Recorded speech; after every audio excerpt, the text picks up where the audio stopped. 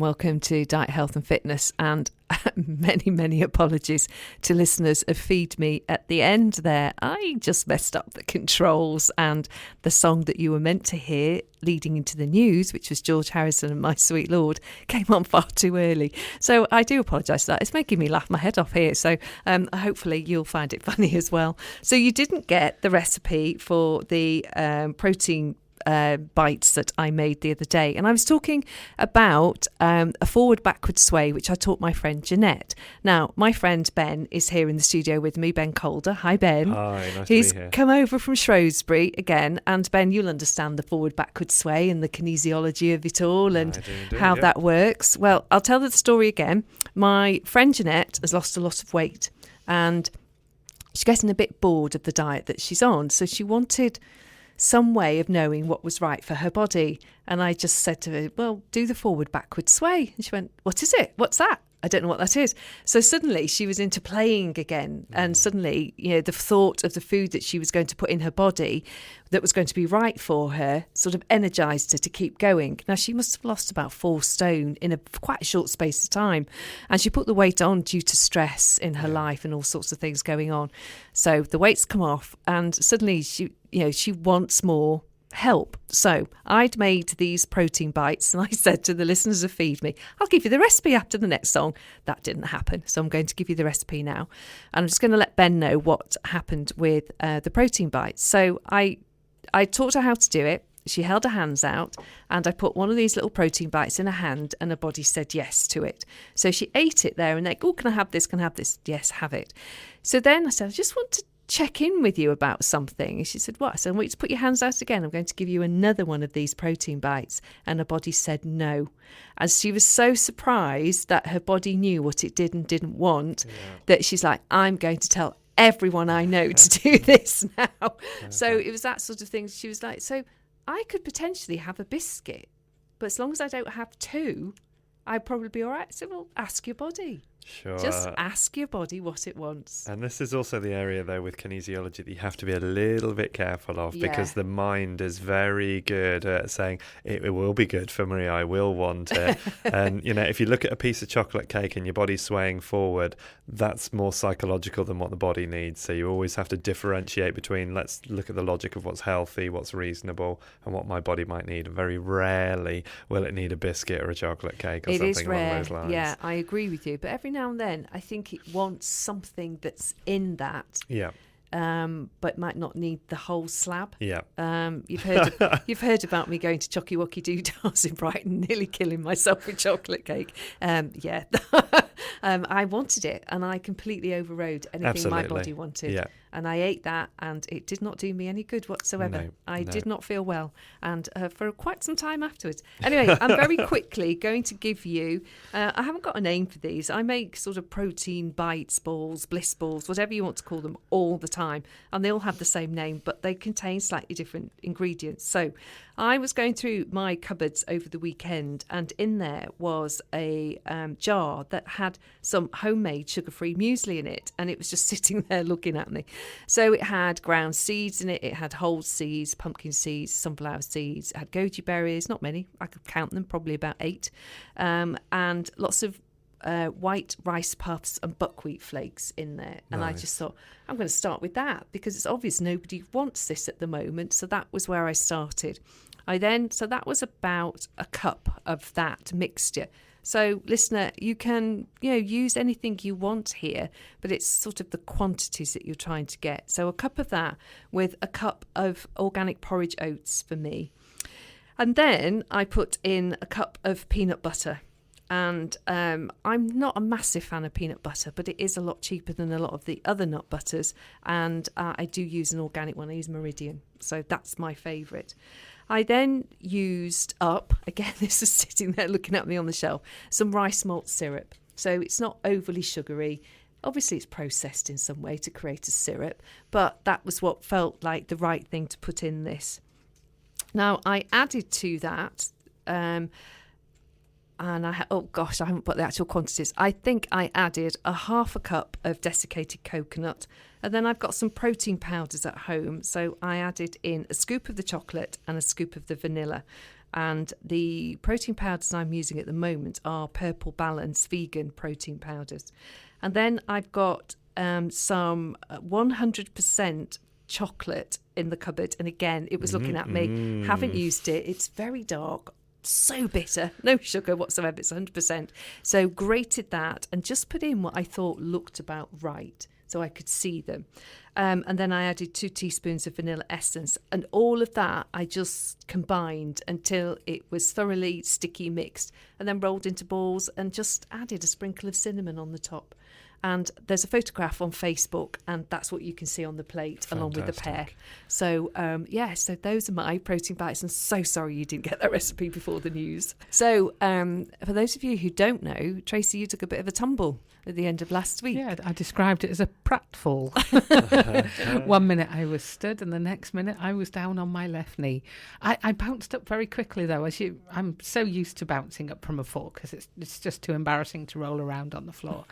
And I was okay until I actually rolled my trousers up and had a look. It's like, oh. And then you went? Yeah, went all a bit wobbly and a bit ooh and a bit ah, and I had to lie on the sofa. Fortunately, I had a former nurse with me who called the paramedics, and I had the whole treatment, didn't I? And that didn't help me to get seen any quicker at A&E, but unfortunately, they were very, very stretched, even at 4:00 on a Friday afternoon. And I was there for 7 hours just to have... at one stage, I was thinking maybe sellotape would do the job. You said gaffer tape. Gaffer tape, I thought. Or something stronger than sellotape on your knee. When I took the plaster off, the idea of gaffer tape then suddenly wasn't quite so good. But yeah, it was one of those strange things where I know it wasn't life-threatening, it wasn't really an emergency, but it did need stitches. It did, yeah. Sort of stuck there waiting, knowing that there's more important issues to be seen. Oh, but after 7 hours, I'd lost the will to live, to be perfectly honest. And there was no food and no drink, and there was nothing to do. If I'd have gone planned, if I'd have taken cushions, a duvet, some snack foods, and maybe a couple of films downloaded onto iPad or something, but I didn't. You don't think about that, do you? You were a bit stressed, really. Yeah. The whole thing had really knocked you off kilter, and you definitely needed to wait for the stitches over your knee with the bending that the knee does. That skin flap that you had wasn't pretty. No, I think I'd have been all right if I hadn't seen it. And when you're squeamish, you probably don't get this at all, but squeamish. I'm really squeamish. Here. No, I'm very squeamish. But I'm only squeamish when it happens to me. I'm not squeamish when it happens to someone else. I go into nurse head and it's like, right, assess the situation, call the paramedics. It wasn't. I knew I couldn't sort it for you. I knew steri-strips wouldn't be enough for the gash that I could see. You needed it stitching, and I didn't have a suture set with me, so couldn't do it for you. I wouldn't have let you near it. I had no anaesthetic either for it. I think you'd have needed a bit of local in there. So three huge stitches, because I actually took the dressing off on Tuesday to just change the disintegrating plaster that was on it. And they're very big stitches, and they look quite robust. You've got to keep them in for quite some time, haven't you? 2 weeks when it's over a joint, 10 days to 14 days when it's over a joint, apparently. Yeah. That was the thing that was making even more squeamish, is the idea of bending it, but it's absolutely fine. I'm perfectly mobile. And amazingly enough, no bruising, no swelling. Excellent. Just the skin took the brunt of the fall. No breaks. That was a big concern at the time. A broken kneecap wouldn't have been good. But I lived. I was fine. I am You're here fine. to tell the tale. I just have to go through having the stitches taken off sometime next week now. You'll be fine. Maybe a couple of glasses of whiskey before. Maybe a bit of your own therapy might help. Yeah. Physician, heal thyself. All that, yes. Can we talk about something other than my knee now? Would that be all right? I thought I'd like to ask all of your opinions about standing desks and what you think about them. So, Tracy, would you like a standing desk to do your work from? Yeah, I'd like to be able to move around a bit more. And I've got an island that I like to use occasionally, but because it hasn't got the space for, particularly for my knee now, but it's not got space underneath it, so it isn't that comfortable. But so something that isn't always sat down, and particularly as I've just spent 3 days at my desk with my head down working on editing video, and I've had to keep reminding myself to get up and move around, because I don't think your brain works as well when you're not moving around. What about you, Ben? I think they're a great idea. They give the body a lot more freedom to move, and a lot more options to be in a good state of alignment. And there's a whole series of qigong practices that are called jamjong that are based around standing still. Yeah, I like jamjong means standing like a tree. And you can actually, there's a whole series on YouTube called Stand Still, Be Fit that you can access for free. And it teaches you about basic standing postures. So you can use aspects of that. But the system itself was designed to help rehabilitation. So it starts actually from laying down, sitting, and then standing. So a standing desk is a great way of actually increasing your energy, increasing your stability, increasing your strength. So I think they're a great idea, but you really do need to make sure that your footwear is appropriate, because if you're going to spend a lot of time standing and you're in bad footwear, then you're actually going to exacerbate problems that are there, and you need some consideration of actually how to hold your spine appropriately, because again, you could compound problems if you don't do it correctly. So what about no footwear? No footwear's perfect. And again, things like the Vibram 5 Fingers, the barefoot shoes, or the Terraplana Vivo barefoots, something that really gives you a good sense of balance and stability. They're a great place to start, but you definitely need some kind of postural instruction as well to make sure that you're not compounding the same problems you would get from a chair, but just all the way through the body rather than from the waist up. I know there's a lot of radio presenters that stand up, and I think it is for that reason. It gives you more energy, and your voice sounds more alive as well if you're moving around. Yeah. I'm not planning to stand up right now because our microphones are a little bit low. They're a bit low, aren't they? And the desk is a bit low as well. Now, I first came across this with Michael Mosley when he was looking into fast diets and how we can actually utilise our energy better. And it was suggested to him, as well as high intensity interval training, that he should move more at work. He should get a standing desk. He'd sort of use up 300 calories more per day minimum by having a standing desk and all of that. So that's where I came across it. And they actually filmed in an estate agent's in Chester, the ladies in the estate agents using a standing desk. And it was very interesting to me in that it was the older ladies who preferred the standing desks and the younger ones who preferred to sit down. So I'm not quite sure why that would be, but that struck me. And then recently I've noticed that schools are looking to getting standing desks for children, which strikes me as an absolutely brilliant idea because they have so much energy. And this idea of getting small children to not fidget, it takes an enormous amount of energy for them to not fidget. I mean, my 6-year-old is bouncing all over the place all of the time, apart from when he's fast asleep. And even then, it's either side of his sleep he's bouncy. And I think they can concentrate better if they can just use up some of that reserved energy that they've got. And I think adults as well, there's an awful lot of us, I include myself in this, I like to move around when I'm doing something. It helps my creativity. And so, I do it at home, but I don't have a standing desk. I have an old table and I put a footstool on the top. My laptop's on the top of that. And if I've got sort of lots of books open and lots of notes and I'm moving through them, I just like to be able to stand up rather than getting up and down from the chair all the time. Because I have a chair on wheels, so sometimes I nearly miss it, as I go to sit on it. And it's like, if I just stood up all the time, it would be so much safer. So something that I've come across recently in a health food store in Chester is birch water. Never heard of it before. And the lady who runs the shop said it's the best thing ever, more hydrating than normal water. So what it says on here is that it's organic, it's 100% natural, it's undiluted, it's straight from the tree. So what part of the tree? Which part of the tree? I'm just going to read this to you. So I'll read the blurb. I like a bit of blurb and it's nicely written. So it says it's a natural source of vitality. So when the pristine Carpathian snows begin to melt in early spring, I know, eyebrows are raised, the birch tree prepares to come back to life. It draws up the new liquid from the soil, acting as a natural filter and encouraging the sap with nutrients essential for the new year's growth. Without any harm to the tree, tapping directly from it results in a perfectly clear, freshly sweet drink packed with nature's own goodness and renowned for centuries as a health-boosting and detoxifying tonic. And then it's said to boost hydration and detoxification, lower cholesterol, and even prevent hair loss.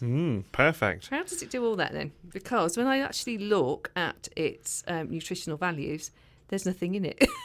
It's 0, 0, 0, 0, 0. So its ingredients are organic and diluted birch tree sap and citric acid. So take it the citric acid would be for... Preservative, yeah. Some people are you're quite... opening it. That's £3 bottle of water you're opening. £2.95 for 250 mils. So we're all going to have a... But you get a lot of good microelements in there, you see, and that's one of the things that's good about something like birch. Yeah, it's a bit tricky, though, because there'll probably be about 70 or so microelements available, so it takes them a bit of... couldn't they? 70 or so microelements in this. Let's have a swig, see what happens. So, so Ben's going in. So we'll let you know what he thinks. Does it taste of anything? That's interesting. Interesting, okay. I'm not sure. It doesn't taste like water, I'll tell you that. It doesn't? Okay. No. Okay. Does it taste of tree? It kind of. But I love the fact that birch sap itself is so versatile. You can make beer out of it. You can make a syrup like maple syrup out of it. You can use the sap for actually water. You can turn it into a tar that you can use for waterproofing boats. And the bark itself is one of the best materials to use if you're making roof slates out of natural material because it lasts so long. I've never tasted anything like that. It's unusual, isn't it? It's weird, isn't it? Considering it's saying there's next to nothing in it. Well, there's nothing in it. I'd say it's neither pleasant nor unpleasant. It just is. Does it taste any more sort of hydrating than having a drink of water, do you think? We're sharing the bottle, by the way, listeners. Yeah. So whatever you've got today, we've all got it. I don't know. I don't know whether I'm tasting the citric acid or... Yeah. It doesn't taste like tree. Doesn't taste like tree. Not to me. Not that I know what tree tastes like. It doesn't taste what I imagine tree to taste like. It's a little bit borderline like a diluted cleaning fluid of some kind, to be honest. You're not selling it, are no, you? sure. You're not selling but it, I could imagine drinking out of I could imagine drinking out of a brown bag and not feeling too So I'm just wondering why, if the Russians and Scandinavians like it and they promote it as a health product. Yeah, why don't we have it here? We must have birch trees here. We've got a lot of extensive birch woodland, and we could. And there are people around the country who do. They make the birch beers and they make the birch syrups as well. You don't have to destroy the tree to actually... No, it's like maple syrup tapping. Yeah. They literally put a plug into the tree and it drains out and they put a bucket underneath. Yeah. So also Siberia, so Russia again, I suppose, like to drink the old tree sap. So we're kind of quite far away from our natural remedy side of things, though, aren't there? There aren't too many things that are normal in the UK behaviour and diet patterns that are just good, natural, like willow water as well. There are plenty of other things that are just out there in our environments that we can go and enjoy. The art of it, haven't we? Yeah. Yeah, so what's that one called and where did you get it from? This is Tree Vitalise and it was from Chester Health. Okay, well, if anybody is a big fan of birch water, we'd be interested to hear the benefits that you've experienced.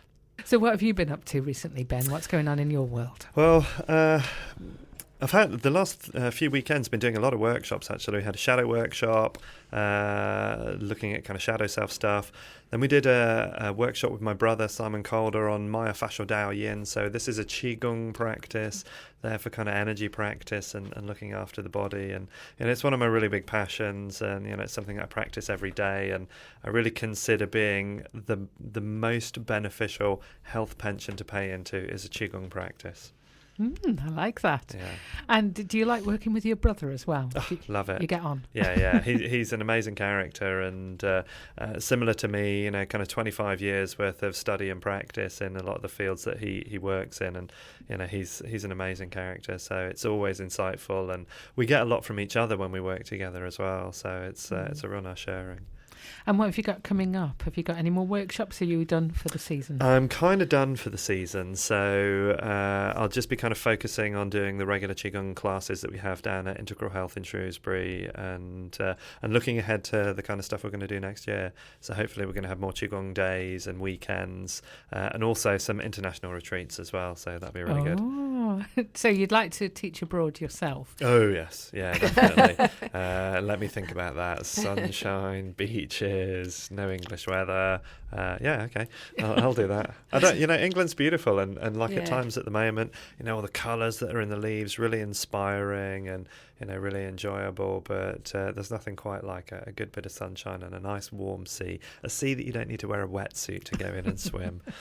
I think the other thing is when you're running a retreat abroad, is knowing that you've got the reliability of the weather. So if you're planning an outside activity, you don't have to be prepared to bring it inside just in case the weather's bad. So. And there's also the immersion factor of it, actually giving yourself time, more than just an hour, more than just a day, more than just a weekend, to actually really concentrate into practice and allow yourself to develop and ground and really get a hang of something, so that when you go back, it's much, much easier to carry on. And that's where the real benefit comes from. So what locations have you got in mind for your so retreats? we've got hopefully next year we're going to be at the first Portugal International Yoga Festival.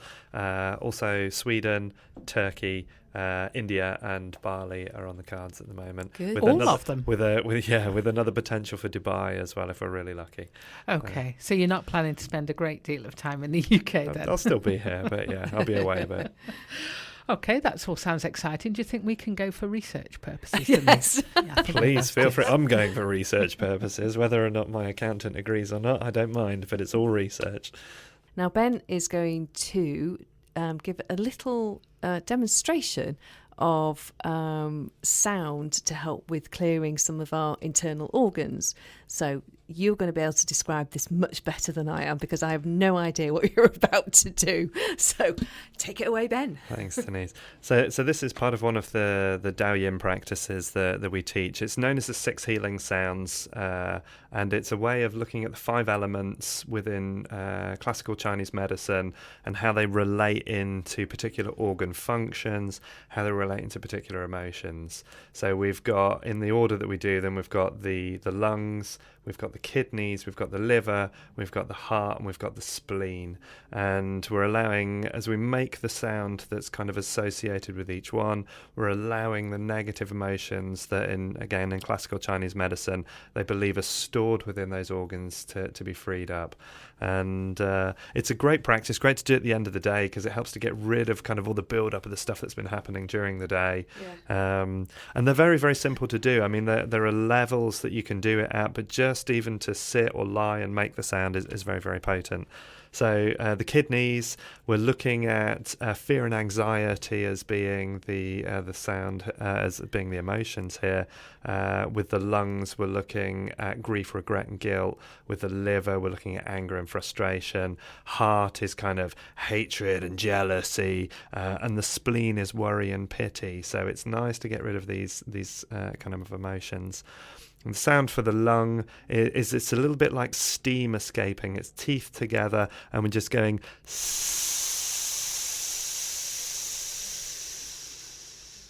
So as we make the sound, we're imagining our grief, regret and guilt being squeezed out of the lungs, so everything is coming out. So you can just take a nice breath in, allow the sound to come out, and just get rid of all that grief, regret and guilt that's building up in there. Like a pressure cooker. Yeah, sure. Yeah, definitely. And it, repeat that kind of 3, 6, 9 times in a row, and it just allows that to come through. The kidney sound, which, as I say, is fear, anxiety, we're looking at quite a different sound. The sound is choo. It's almost like the word chew, but with lots of W's at the end, and we soften it. So as we breathe in, take a nice breath in, focus on the kidneys, and then just release the sound chew. And just imagine our fear and anxiety being squeezed out of the kidneys there. So it's a really nice kind of sound, really nice release. So we can do that one more time together. Go on. Inhale. Just let that fear and anxiety release out there. And when we move on to the liver, the sound that we're going to do is more like a shh. So unlike the lung sound where our teeth are lightly together, this is kind of mouth open like in an O shape. So we're squeezing the liver and we're squeezing our anger and frustration out of this one. So as it comes out, we just take a nice breath in, focus on the liver, and shh. Just imagine that liver squeezing all that anger and frustration out. And then we'll move into the heart sound. The heart sound is like the beginning of the word hawthorn. So it's the H-A-W, but then with lots of W's. So as we extend it out, it's and this is a really good one for actually recognizing how much excess heat is coming out of these organs as we practice. Because if you just blow on your fingers, what temperature is the air as it comes out? Cool. Okay. Now make the haw sound. What temperature is the air? It's definitely warmer. Yeah, sure. Yeah. So there's a shift in the type of energy that's coming out. And with the heart, we're getting rid of our anger and frustration. So we just take a nice deep breath in, focus on the heart, and just let that hatred, that arrogance, that jealousy come through there. And then the last sound in the 5 element sequence is for the spleen. So this is earth element. So this is our worry and our pity, which is often why our spleen, our pancreas, our stomach gets so upset. It's because there's so much worry going on. And the sound, it looks like the word who, but with a lot of O's on the end of it. So it's whoo. So like a bit like a ghost in a tunnel. Yeah, sure. Yeah. Whoo. And again, as we squeeze it, we're getting all of that worry and pity out. So just take a deep breath in. Quite a deep one. Yeah, sure. Just letting all that worry and pity out. Yeah. This makes a good deep sound. Absolutely. And as you repeat these as well, there's colours that you can draw into each of the organs to help fortify it. There's positive emotions we can draw in to fortify it as well. So it's a really nice practice to do. Just helps to balance the emotions nice and easily. Get rid of the build-up of the day so we're not carrying it through into our sleep and in the next day. Love it. Yeah. And if you want some more information on that, there's actually a free ebook and an audio with some associated practices on my website, which is bencolder.co.uk, and you find that in the resources section under energy strengthening. There we go. That's the end of another Diet, Health and Fitness show for this week. Thank you to Ben for joining us in the studio today. Thank you. Thank you to Denise for taking the first 15 minutes to finish a show from the hour before. Thank you for allowing that. That was, very grateful. I think it was all relevant anyway. All right, and so that's it. Thanks very much for listening to Diet, Health and Fitness on Calon FM.